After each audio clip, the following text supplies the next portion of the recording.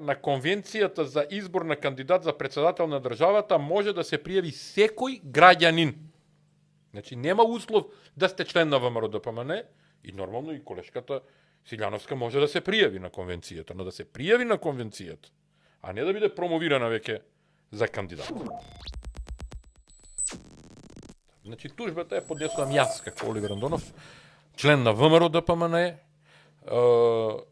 и представник на поголема група членови на ВМРО-ДПМН кои се согласуваат со тоа, а е против ВМРО-ДПМН како политичка партија, без намера за наштетување на партијата, но представувана од Христијан Мицкоски како председател на партијата и веќе во првиот пасос на самата тужба велам политичката партија ВМРО-ДПМН и Христијан Мицкоски председател на партијата, кој согласно член 35 став 1 алинеја 1 и алинеја 3 од статутот на ВМРО-ДПМН ја представува партијата и се грижи за спроведување на статутот, програмата и другите акти на партијата во повеќе членови извршиле груба повреда на статутот на ВМРО-ДПМН и други внатепартиски правни акти, на прво место со нивно недонесување и јавно објавување на веб страната на партијата согласно статутарните обврски за јавност при работата на ВМРО-ДПМН согласно член 4 став 1 од статутот на ВМРО-ДПМН. И од тука почнува голготата на Силјановска, која како професор по правни науки, наместо да се запознае со статутот, а на една национална телевизија јавно го бранеше статутот како најдемократски, еве професорке, колешке Силјановска, бидејќи статутот на ВМРО-ДПМН за вас е најдемократски, вие постапете во дух на статутот на ВМРО-ДПМН и не ја прифаќајте наметнатата кандидатура, бидејќи се прекршени статутарните одредби и побарајте како коректив на Мицкоски да ја повтори статутарната постапка или кандидирајте се како независен кандидат, па да видиме дали ВМРО-ДПМН ќе донесе одлука членовите на ВМРО-ДПМН да одат да ви дадат подписи за кандидат за председател на партијата, што повторно би било прекршување на статутот или ќе измисли некоја друга форма Мицкоски како да ве бутка во председателските води, односно во кампањата председателска, но тогаш ќе се постави и прашањето како ВМРО-ДПМН на терен и практично ќе ви помогне во спроведување на кампањата за председател, бидејќи повторно ќе го прекрши статутот. И таков како што е октруиран статутот на Панче Тошковски, бидејќи тој е творец на овој ваков статут на партијата, тој во повеќе наврати е прекршен. И сега што се случува? Во членот 59 во став 1 на партијата стрикно е предвидено како се донесува одлука за свикување на конвенцијата. И вели вака.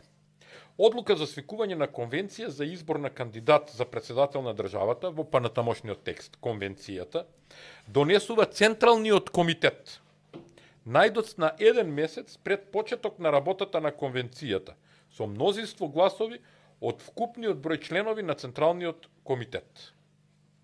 И што имаме на дело? Само се извинувам, уште една дополна тука, во член 62, вели во став 1 исто така, на конвенцијата за избор на кандидат за председател на државата може да се пријави секој граѓанин. Значи, нема услов да сте член на ВМРО-ДПМН и нормално и колешката Силјановска може да се пријави на конвенцијата, но да се пријави на конвенцијата, а не да биде промовирана веќе за кандидат. Договорено, така.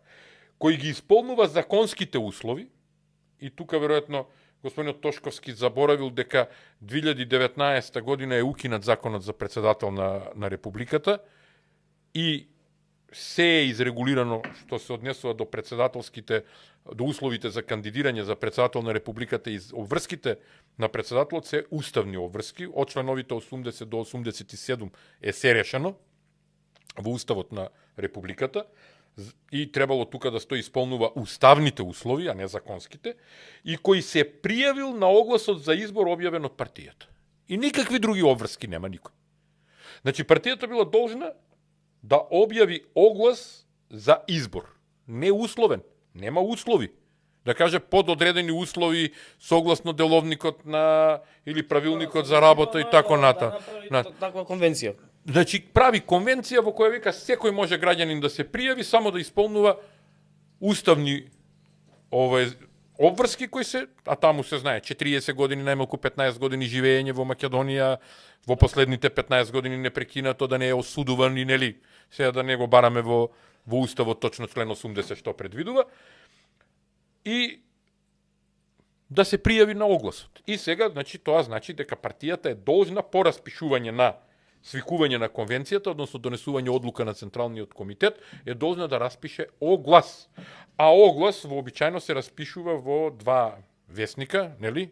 Еден на македонски, еден на најмалку 20% од малцинството што го зборува, значи заедница која најмалку 20% го зборува другиот јазик, и да трае определен број денови таму, колку е одредено, колку ќе предвиди 15 дена, 20 дена, 8 дена, и да се пријават луѓето, значи што треба, само уставните обврски, да донесе за неосудуваност, доказ дека живее последните 15 години во Македонија, дека има извод 40 години, дека е државјанин, и тие докази се поднесуваат и влегува на листата.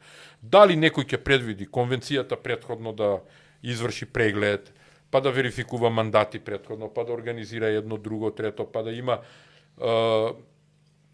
има кампања, тоа може во деловник за работа. Ние во конкретниот случај, каде што во член 61 од статутот на партијата е предвидено дека конвенцијата работи со во член 62 став 1, 2, 3, 4, 5, 6, 7 начинот и постапката за избор се утврдени со деловник за работа на конвенцијата.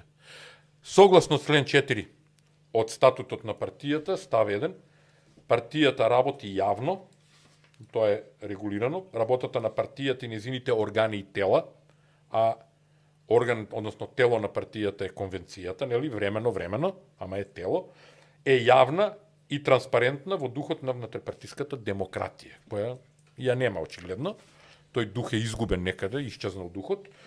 И требало да има деловник за работа кој е објавен на веб страната на партијата, јавно достапен документ, во кој, ако биле доволно умни, можеле во став 1 од член 62 да стават согласно деловникот, па овде, сега јас ги учам малку како требале да прават, па овде во деловникот да ставале услови за кандидирање, дополнителни услови за кандидирање. Добро, и сега они не го направиле тоа. И што е процедурата? Не го направиле и објавиле наместо оглас на веб страната на партијата, објавиле јавен повик. И сега ние во јавниот повик, прво, во самиот наслов, имаме една состојба на класична измама на граѓаните и хипокризија, во кој вика вака: јавен повик за избор на кандидат за председател на Република Македонија подржан од ВМРО ДПМН.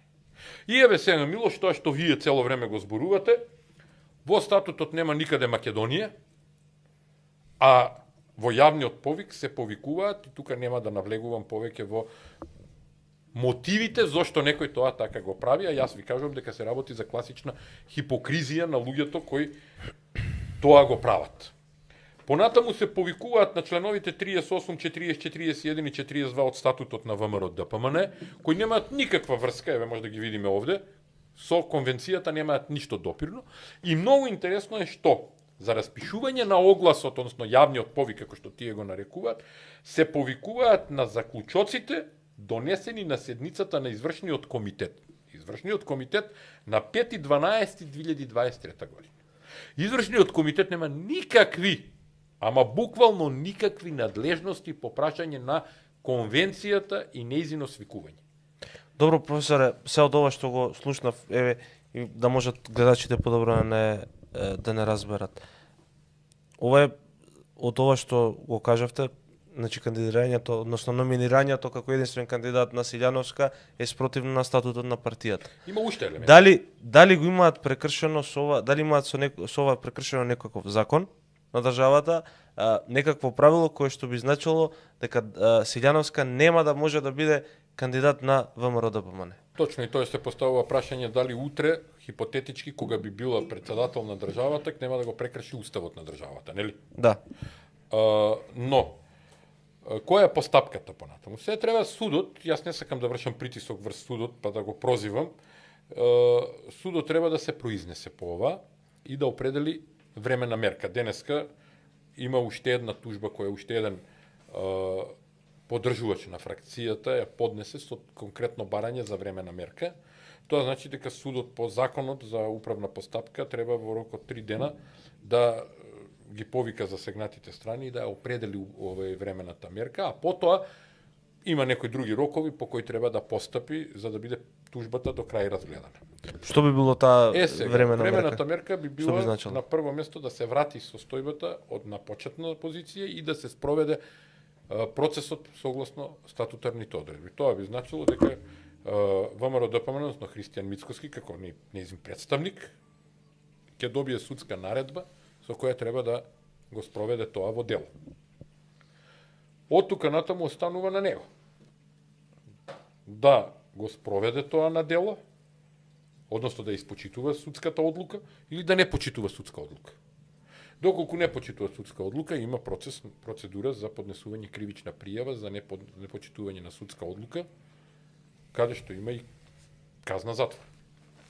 Што би значило тоа почитување на судската одлука? Или Кој ќе биде? да, не, во ред што би значиле почитувањето да ја почитува. Што би било да ја следство? прекине постапката за конвенцијата И ВМРО ќе остане без и претседателски да ја кандидат? врати назад, не мора да значи дека ќе остане. Има многу други начини како може тоа да го реши. Ама оваа конвенција во недела ќе биде Во сабота. во сабота би била Па невалидна. таа е веќе невалидна. Таа е од етички аспект невалидна и од аспект на статутот е невалидна. Дали судот тоа ќе го потврди и ќе се произнесе со времена мерка или без времена мерка, тоа за мене лично, па и за луѓето кои поддржуваат фракцијата со кои сум разговарал, не значи ништо. Добро, ма значи дека во сабота настанот може да биде бадијала. Може. Практично кажано. Ако судот се изјасни и ако биде наложено Мицкоски да го почитува, да ја почитува судската одлука. А подноста времената мерка за колку време треба да одлучи судот? И дали тоа може да одложи Мислам дека за 3 конвенцијата? дена треба да одлучи. Добро, денеска сме Четврток, значи теку понеделник може да одлучи. Не верувам дека ќе ја одложи он конвенцијата, во секој случај ќе ја бутка до крај, бидејќи тенденцијата му е натаму и ќе се обиде можеби на друг начин. Можеби ќе ја поништи конвенцијата, ама хипотетички ќе каже одлука на Централен комитет за прифаќање на независен кандидат и собирајте потписи. И пак ќе го скрши статутот во член 59 став 1, бидејќи изборот на кандидат за претседател на државата поддржан од ВМРО се носи на конвенција, но ќе треба повторно нови тужби, нови постапки и така натаму, но генерално со самата тужба ние покажавме на членството дека партијата не функционира согласно статутот и согласно почитувањето кон самите членови на партијата.